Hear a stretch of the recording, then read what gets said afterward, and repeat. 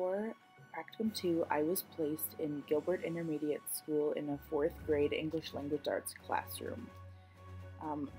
Considering this, I did not see a lot of social studies. I did do some observation, and I went into a social studies classroom and I looked around the room and did my scavenger hunt. But the first question I'll be answering is, how would you rate the overall condition of social studies in your classroom and school?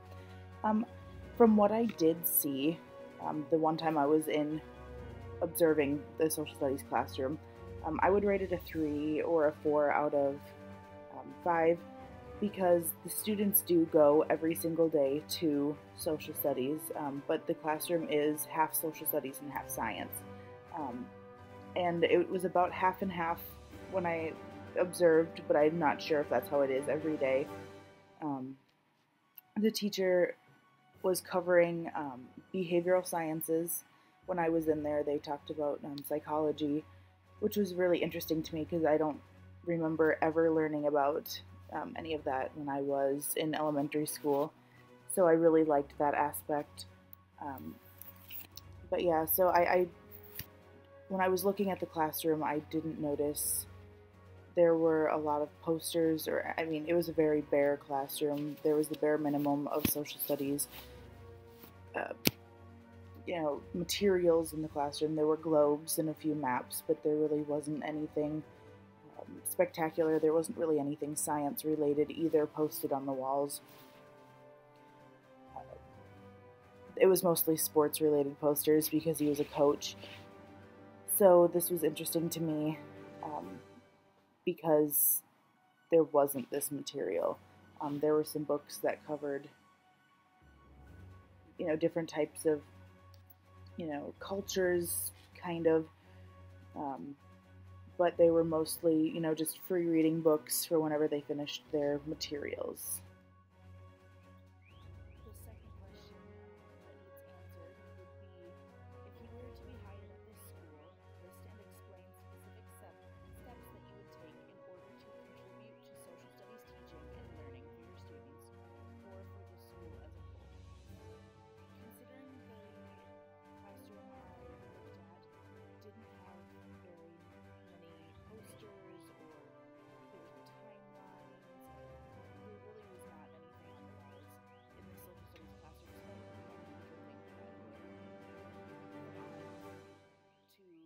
to a list of things that I would do as a social studies teacher in this school, and because I think that's very important for students to see those posters of,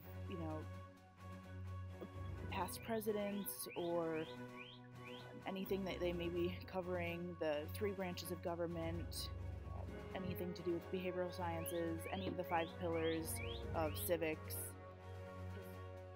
behavioral sciences, and economics. I think that anything that has to do with any of those 5 pillars is very important to have posters of or books about in the classroom.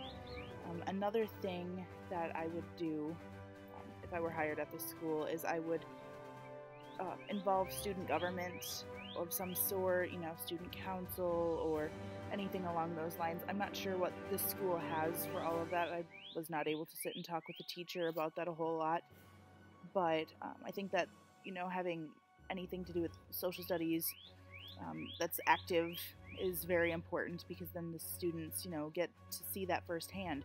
Also, something that could fall into that category would be when the election comes up, having a mock election. That would be great, so then the students can see how the process works at an elementary level.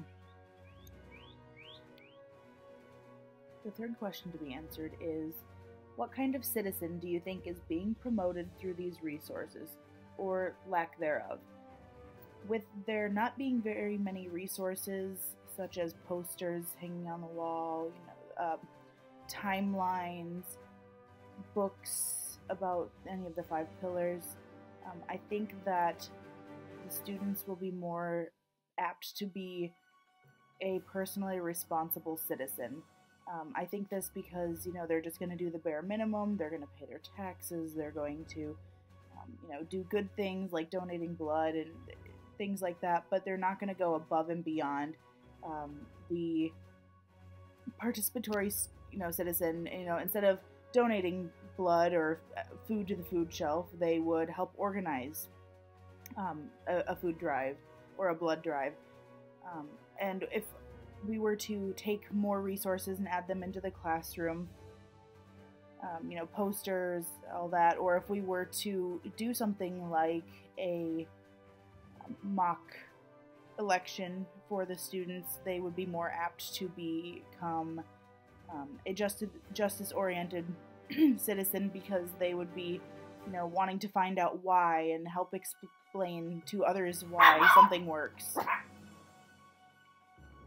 Okay, the fourth and final question that I'll be answering is, what evidence do you see of the ongoing debates related to elementary social studies education? What side were people in your practicum, or what side does the teacher in the video seem to be on in those debates? So, considering I wasn't in the social studies classroom for any time other than a class, I never really got to see what, the social studies teacher thought about, any of these debates.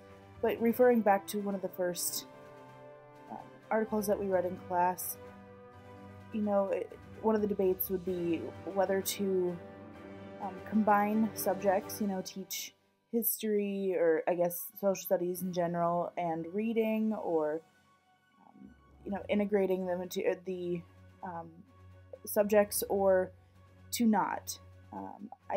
I know of other social studies teachers who have done integrating, and it's worked very well for them.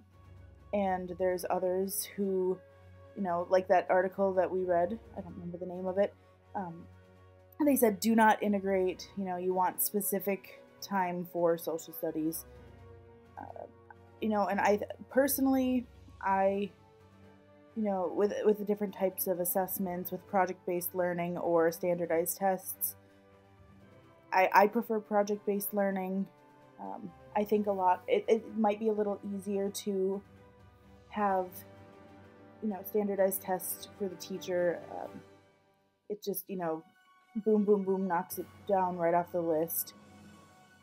But again, I haven't heard any, talk of the different debates of how to teach social studies with either of the social studies teachers that were in the fourth grade section. So from there, I think it really just depends on the teacher